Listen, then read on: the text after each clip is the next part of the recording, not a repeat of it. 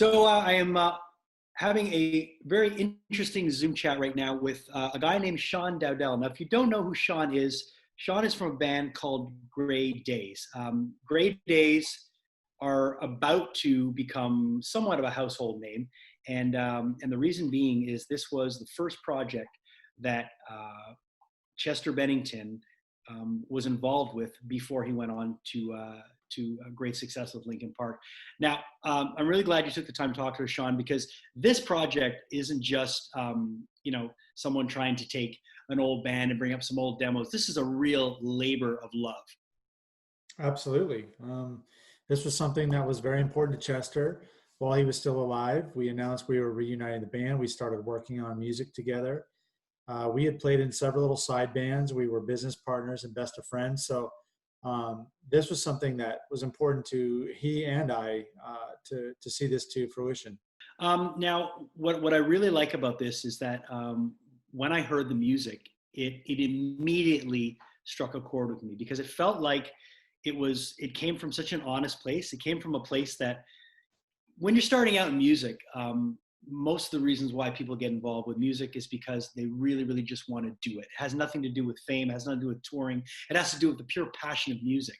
And the way that this album was put together, obviously I'd like you to tell me a little bit more about that, but this was put together from musical moments that were captured at that time and that were recorded when that was exactly where Chester's head was. Not that it wasn't there later, but there was no distraction there. It was all about the love of music back then.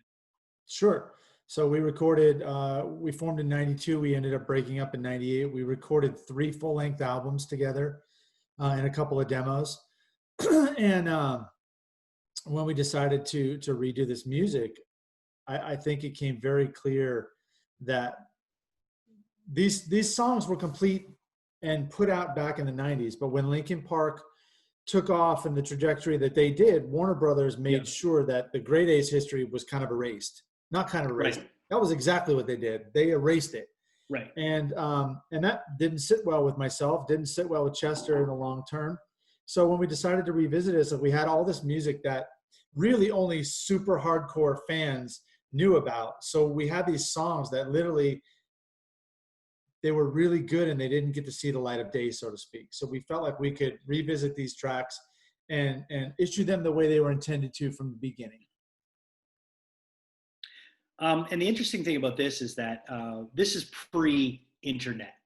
This is pre-social media. It's so I remember, yeah, exactly. So I remember when Linkin Park blew up. I was living in Los Angeles at the time, and I was, pretty much I was on the scene in the late '90s on the music scene there. And I remember just the Hybrid Theory demo was highly sought after later on. So I can't imagine the Grey Daze demos must have been serious collector's items. Yeah, I mean, if you can find them, the problem is there's counterfeiters out there. Right. They counterfeit them. They put them out for $300 or $500, but the real ones go for about $800 to $1,200. But the counterfeit ones are really easy to spot for me. Yeah. And you know what? That's cool, man. I like the fact that people try to collect that stuff, and more power to it. But the idea behind those songs at the time, the lyrical intention is still relevant today.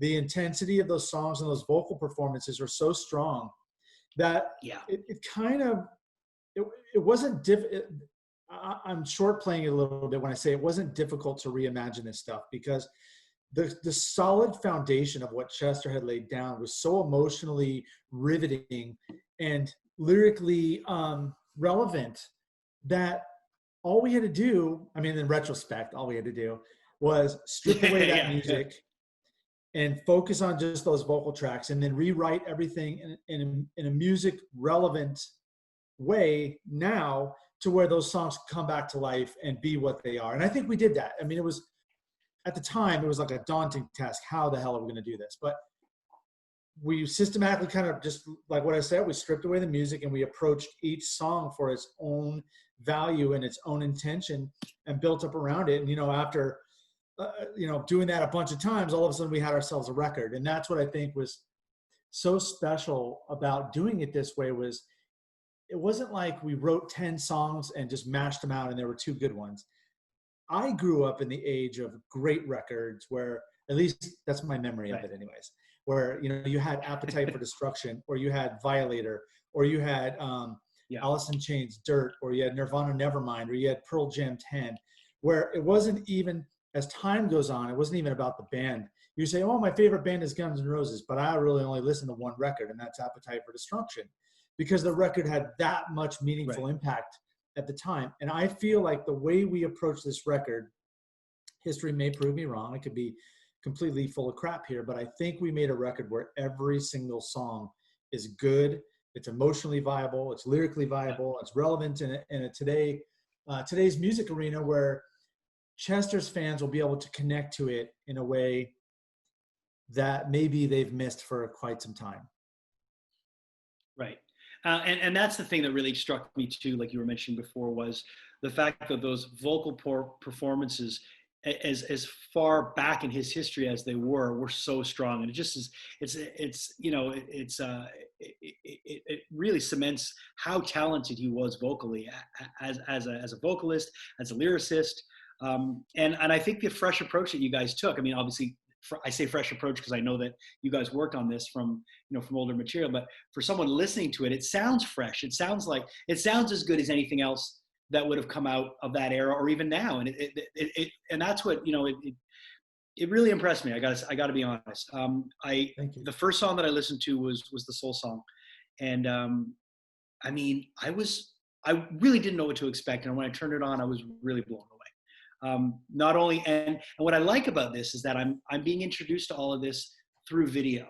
You know, someone like me will go and devour the YouTube channel, and then I'll just watch song after song in video format.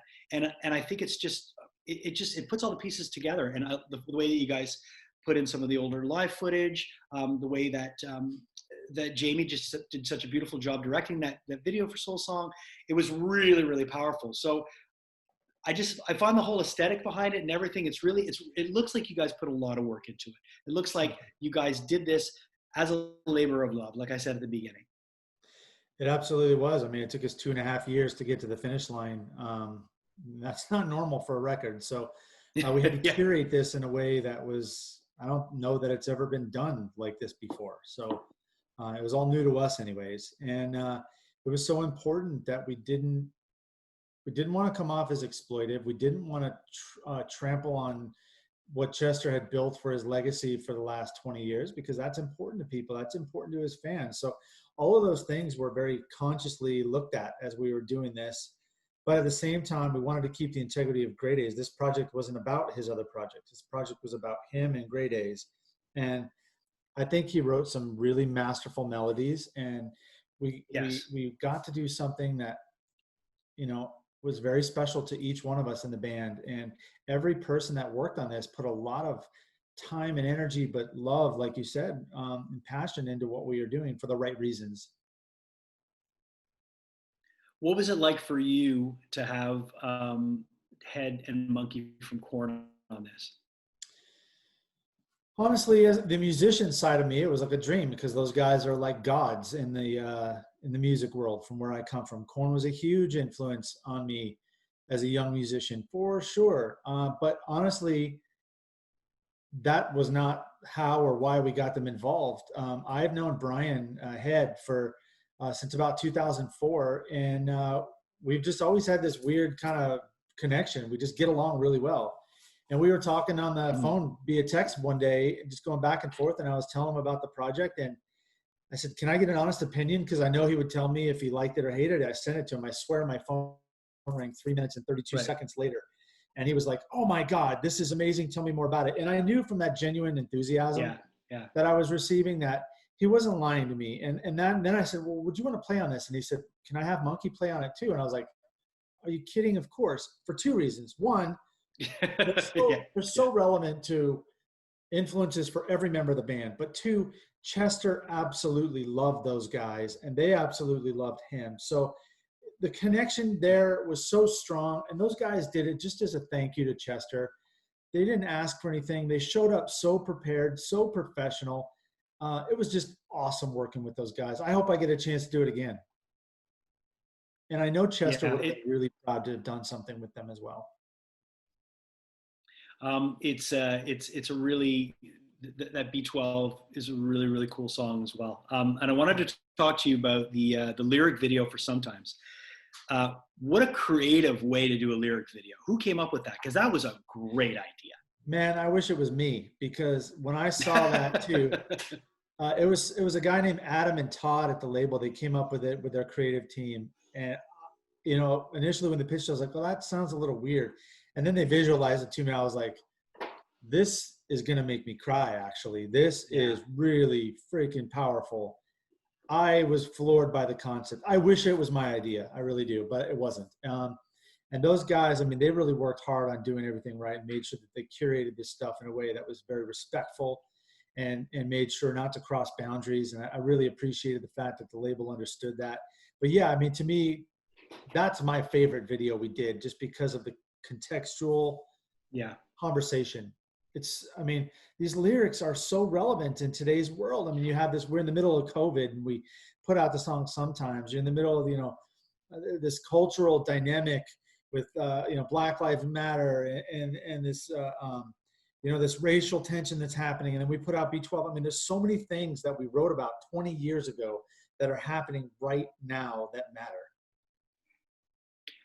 It's the album's called Amends. The world's going to discover it as of tomorrow. I want to ask you the title Amends. I guess depending on which side of the coin you sit, amends can mean a lot of different things to a lot of people. Myself, being someone who's in a 12-step program, I know what amends mean. Where did you get the amends idea? So first and foremost, I'm glad that you're taking on your own interpretation, because it was meant kind of with some ambiguity so that you could appropriate it to your own life and take it for what it means to you. So that I'm really glad to hear that the first thing you said, that's exactly the intention. But it comes from a lyric in one of the songs called Moray Sky. And in that chorus, he says, if I had a second chance, I'd make amends, only to find myself losing in the end. And when we were thinking about album titles, Kristen, our guitar player, said, hey, what about Making Amends? Because that's one of his favorite songs. I said, that's it. As soon as he said it, I knew that was the path we needed to go down. We eventually shortened it to Amends, because we all feel that if Chester would have woken up the day after he did what he had done, he would have called us and he would have apologized, because I firmly believe he did not mean to do what he did. I think he just found himself in a low point. Right. He couldn't recover. There was nobody there around him to help him pull him out of the abyss that depression does to you. And he ended up, taking his own life. So I really feel that the moment he did it, he regretted it. And I think had he lived, he would have apologized. And this is a way for fans to connect to Chester with a little bit of closure. And that title, it kind of all ties everything together. It's more about Chester getting to make amends through his music. That's really what it's about. That's what the intention was anyways. Lastly, I just want to ask you, what was it like for you? Because I know the history with you and Chester. You kind of took him under your wing when you started in the band. I watched a little documentary you guys put out about how his dad would only let him hang out if he would promise to do his work, and you kind of acted as kind of like a big brother for him. What was it like to see your little brother, if you will, go on to such success? How proud were you of him? I was extremely proud. And so a lot of people don't know, when Grey Daze broke up, Chester and I didn't talk for almost 2 years. So we had a bad falling out. But I owned a recording studio, and I was what was considered, I'm sure you remember this, I was considered an influencer. So the labels would send me big boxes of CDs and ask for my opinion and just try to get my thoughts on the stuff. And one day they sent me his record when it was still Hybrid Theory, the Hybrid Theory demo, and asked me what I thought of it. And I saw his name on there. And I was so proud of him. I went home, I showed my wife, I said, listen to this, look what he's doing, that's amazing. And I had other people were like, oh, are you so mad? I'm like, why would I be mad?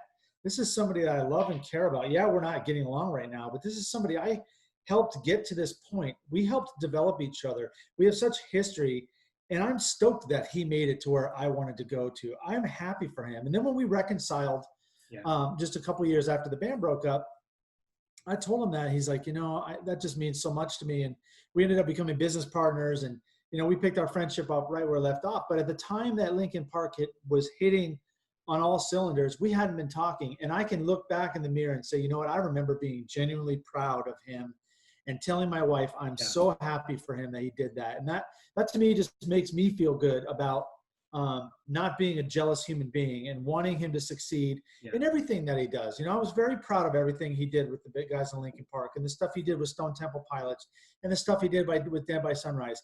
He was such a creative genius, and he had so many outlets. It's like your favorite actor. You're not going to just say, I only like Tom Hanks in that one movie. Everything else he does is no good because that's better. It's not how it works. Like, you can like different things that people do. Who else can say they did a collaboration record with Jay-Z besides Kanye and Linkin Park? Yeah, I mean that's pretty mind blowing. Yeah, and it's good. Good. Yeah, and that's the other thing is you have a lot of these collaborations out there that are not good. They're just somebody's name on it, and you can tell they phoned it in. They showed up, they didn't do their homework, and it's just kind of crap. And Chester never did that. He always did his best, and Jay-Z was a perfect fit. Jay-Z was not at the top of the world when they did that either. And that's what I found. So even at the time, I found it so interesting that they chose to work with Jay-Z. They could have picked like 10 other rappers that were like hitting at the top of the game, but they chose to go with somebody that had that old school credibility like Jay-Z, and who was lyrically, you know, really freaking good writer. I love the fact that they chose somebody that was not, you know, they didn't have a #1 single at the time. Of course, he was famous and of course he was successful, but they picked him for his credibility and his body of work rather than opposed to what was hot at the time. And I think that goes to show all the guys in the band, the way they were thinking at the time. I just like that a lot. Yeah. Shawn, thanks for taking the time to talk to us today. Everything I've heard off of Amends sounds great. I wish you continued success with this. And man, it's a really nice thing that you did for your friend, because at the end of the day, I really sense that you just wanted to kind of close that chapter, but at the same time, let the world know how talented this guy was, because you see that this guy had a lot of talent. And I think it was also a nice way for you to heal, and it comes across. So thank you for that. You hit the nail on the head, man. This entire process was done for nothing but love for my friend. And it did become very cathartic and healing for me throughout the process. So thank you for noticing that, and thank you for having me on today.